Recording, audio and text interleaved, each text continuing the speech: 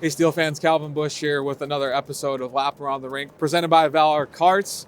And we're in the spring season, but we're still pretty cold out here, and Jackson Crowder is braving the elements in shorts. He does have a jacket on, but he's still out here. Crowds, thanks for hanging out with us. We appreciate the time. Yeah, we've been trying to get you out here, and we know there's a bug that's been going around, and schedules are weird. But at any rate, this has been a great year for you with the team at the top of the scoring chart and points and basically all offensive categories. Kind of what has helped for you in this first full season after you joined the team about halfway through this year? What do you think has helped you place the ball this year? Yeah, I think his second year is obviously huge. See just the confidence, and I think it's adding element to my game with being more physical last year.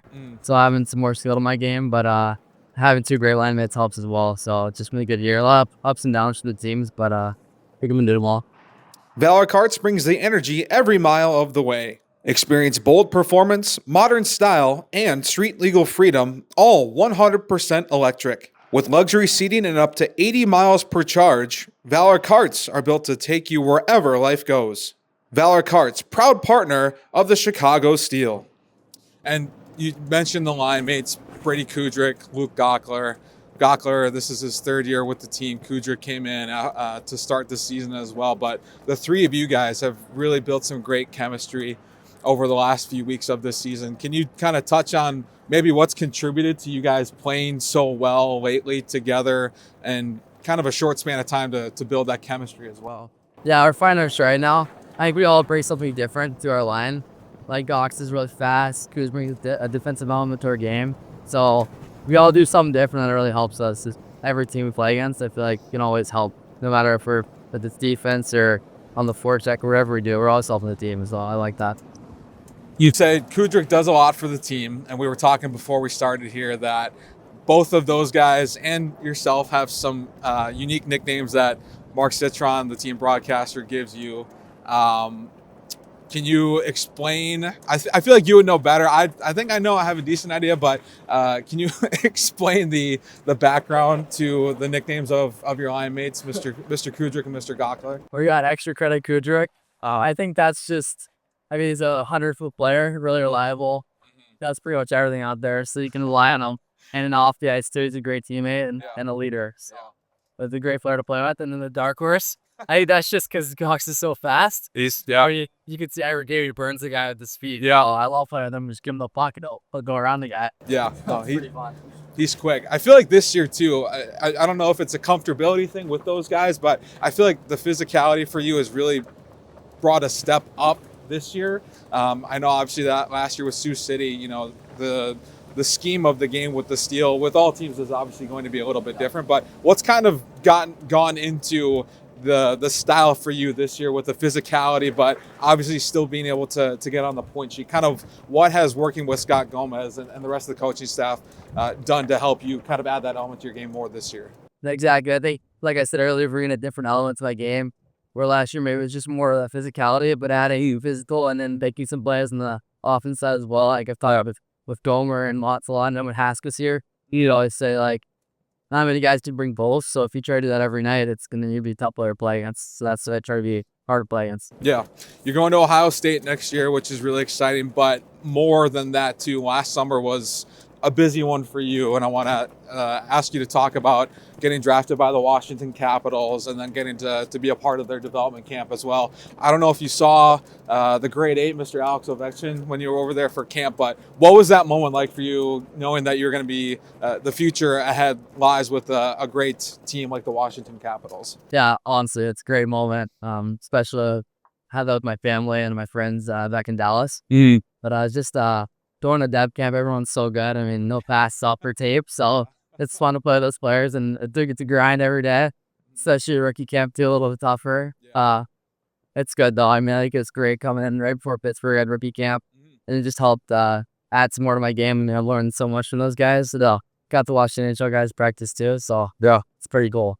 Did you get to see Alex Ovechkin at all? I know he's probably not there. You know, he's got other things to work on at his stage in his career. But any opportunity to see him or talk to him or anything like that at all? I saw him at rookie camp in the gym, but I didn't want to bother him, so I just kind of, my mouth is wide open. Oh my god, pretty surprised.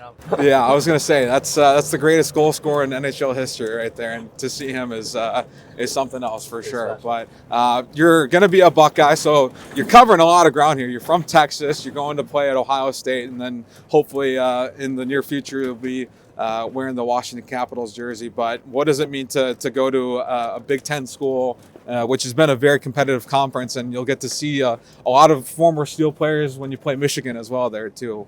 Yeah, I'm so excited. That's going to be a lot of great players there, and the coaching staff's awesome, so I'm going to learn so much and develop there. Yeah, super excited. Yeah.